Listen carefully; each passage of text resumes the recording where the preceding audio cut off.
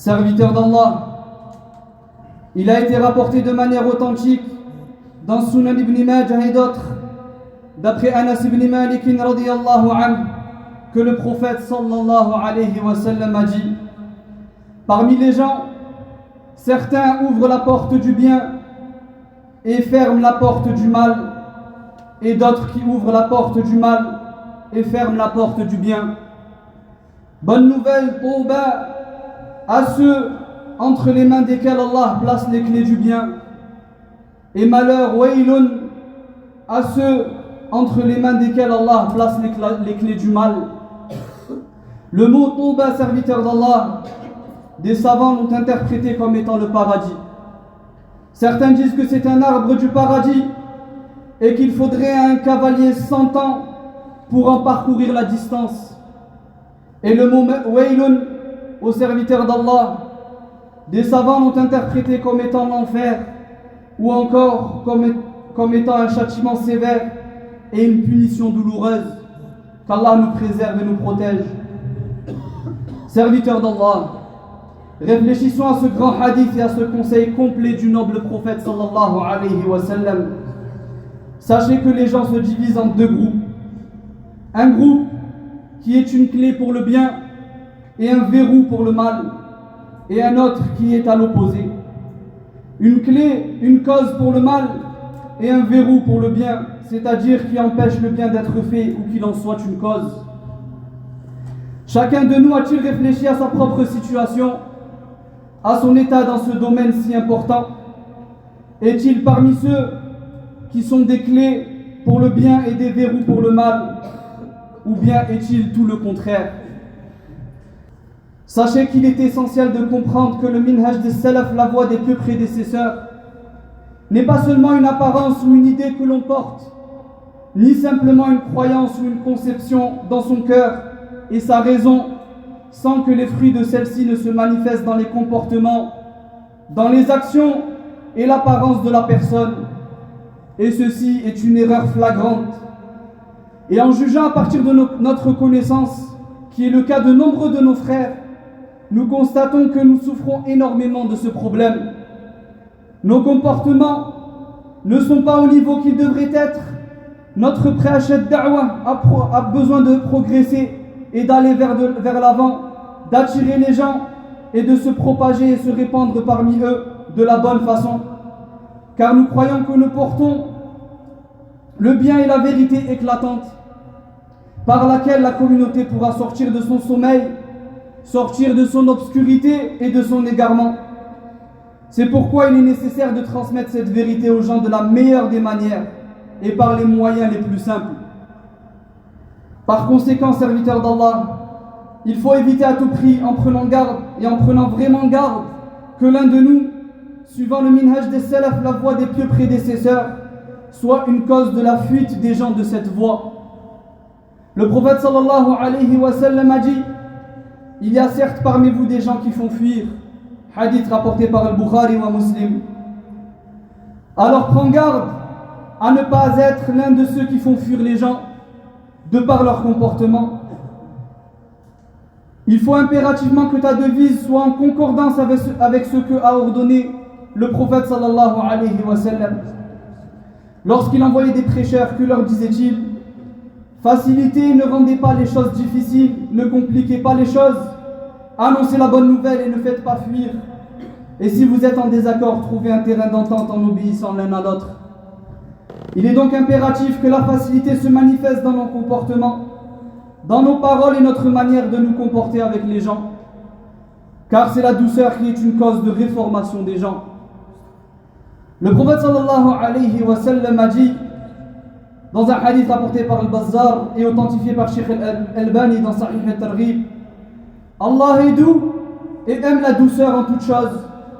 Et il dit aussi sallallahu alayhi wa sallam, la douceur n'est jamais présente dans une chose sans qu'elle ne l'embellisse, et elle n'a jamais été retirée d'une chose sans qu'elle ne l'enlaidisse. Nous devons donc impérativement améliorer notre comportement, car le bon comportement est la religion. Ibn al-Qayyim rahimahullah a dit: le comportement c'est la religion tout entière. Il a ajouté: celui qui t'a surpassé dans le comportement, ya Abdallah, t'a donc surpassé en religion. Il est donc inconcevable qu'une personne dise qu'elle observe la pratique religieuse, qu'elle observe correctement la religion et qu'elle est sur la droiture, alors que son comportement est mauvais. Cela n'existe pas, ya Abdallah. Ainsi, celui qui est religieux et qui est droit et qui prétend suivre le minhaj des salaf salih, la voie des pieux prédécesseurs et la sunna du maître des messagers, sallallahu alayhi wa sallam, doit nécessairement être doté de bons comportements au serviteur d'Allah. Le prophète sallallahu alayhi wa sallam a dit dans un hadith rapporté par At-Tirmidhi: les croyants ayant la foi la plus forte et complète sont ceux qui possèdent le meilleur comportement, et ceux qui sont les plus proches de moi le jour du jugement sont ceux d'entre vous qui possèdent le meilleur comportement. Ces hadiths nous sont donc adressés et nous devons donc les respecter fermement. Un homme demanda la permission d'entrer voir le prophète sallallahu alayhi wa sallam. Un homme demanda la permission d'entrer voir le prophète sallallahu alayhi wa sallam.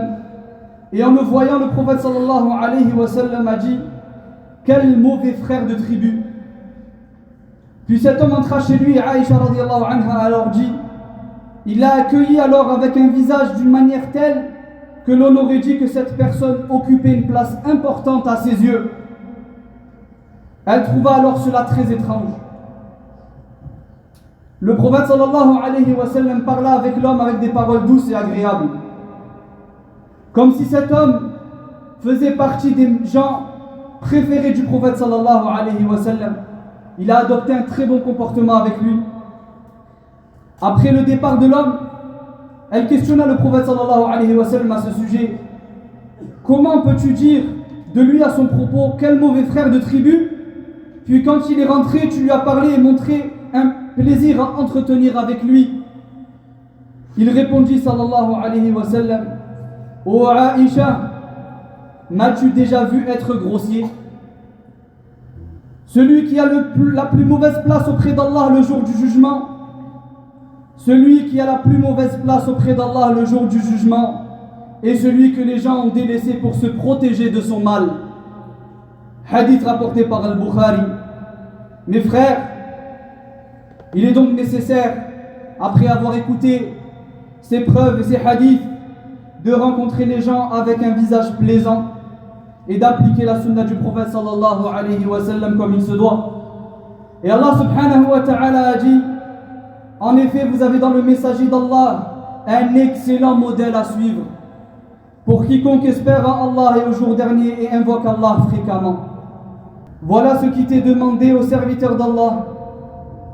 Il nous est demandé d'adopter un bon comportement avec les gens, de sourire à leur visage, de leur passer le salam, de faire preuve de douceur à leur égard et leur donner des conseils avec gentillesse et bon comportement et sagesse. Comme le disait Cheikh Al-Albani rahimahullah, une parole qu'il répétait à ses élèves: certes, cette vérité est lourde, la vérité, la da'wah, le prêche que vous portez, il s'y trouve une lourdeur. Et pourquoi il s'y trouve une lourdeur, serviteur d'Allah? Car les passions et les ambiguïtés se sont multipliées et elles ont éloigné les gens de la religion et de la pratique religieuse, ainsi que de la connaissance de la sunna. Il a dit, Cheikh Al-Albani rahimahullah: alors, donc à la suite de cette parole, ne lui rajoutez pas de la lourdeur avec vos mauvais comportements. Le prophète sallallahu alayhi wa sallam a dit dans un hadith authentique rapporté par l'imam Ahmed dans son Musnad: certes, celui qui est facile à vivre, calme et doux et proche des gens, Allah l'interdit à l'enfer. Donc de la même façon, serviteur d'Allah, il nous est obligatoire d'être calme, doux et facile à vivre avec les gens.